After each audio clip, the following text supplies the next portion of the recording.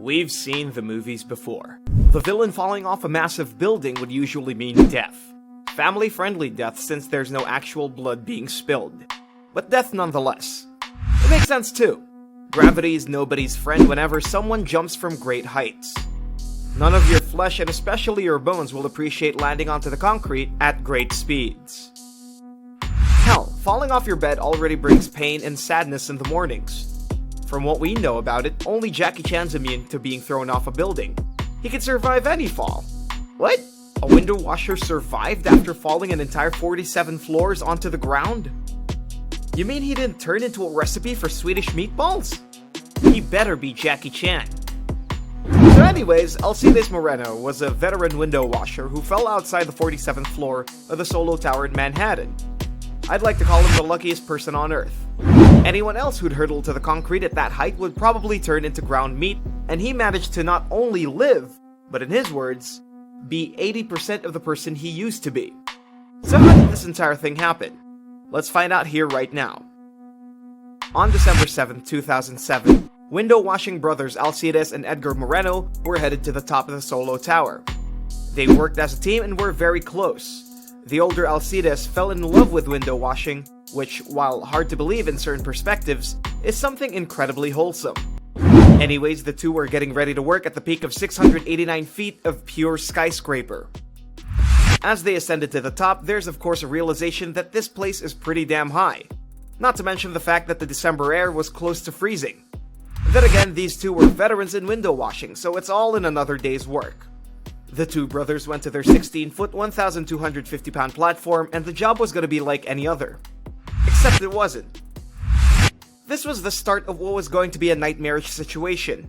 As they hop aboard, not putting on their safety harnesses, the cables holding the platform slipped from their attachment point, which is fancy speak for it broke, according to the US Department of Labor's accident report. The side where Edgar was in was the first to break off, and the younger Moreno hurtled down a ridiculously tall height of 472 feet at 120 miles per hour. He landed in a narrow alley in the middle via a pointed fence, killing him instantly. Yeah, as much as I want to talk about how the impossible was achieved by two people, it's not gonna end that way. Falling as a cause of death is incredibly common, with 420,000 people meeting their ends this way every year. Alcides, on the other hand, was still holding on for dear life as his side of the platform was still holding on to whatever it was tethered to. But of course, as was the inevitability of his brother's death, so was the inevitability of the scaffolding breaking.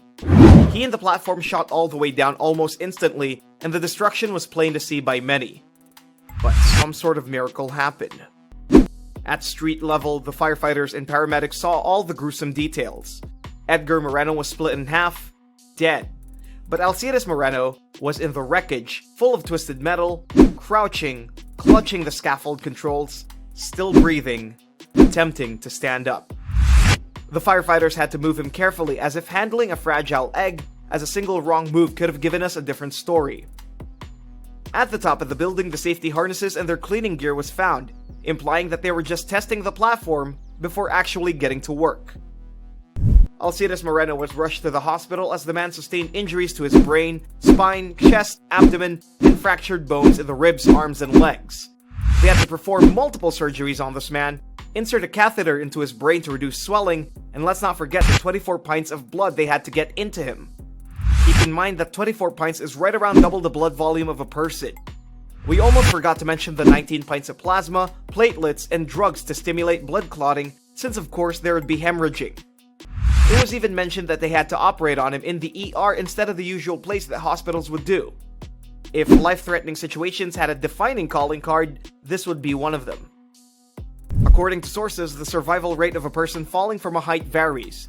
3 stories is a 50-50 situation, 10 stories is more than inevitable death, and the height Moreno fell from, death was more guaranteed than a like, share, and subscribe spiel from a YouTube video. The veteran window washer was put in a medically induced coma, with his status being checked on as much as possible. After 3 weeks in the coma, Alcides Moreno woke up. After a while, it was reported that he was awake, alert, and would most likely walk again. Spoiler alert, he did. As much as we want to discuss more of Alcides Moreno, we're ending the video here. But it's not the end of this medical miracle. We'll be doing a part 2 talking about his life after the incident, the speculation on why he survived, and a few other things to really drive home how amazing it was for him to survive such a plunge. That's part 1 of the man who fell almost 50 stories and lived. Tell us what you think about it in our comments section. If you want to see more of our content, humor us and check out our channel. If you really like what we do around here, do give us a like, share, and subscribe, and click on the bell icon if you want to stay notified of what we make. As always, stay safe and see you in the next video.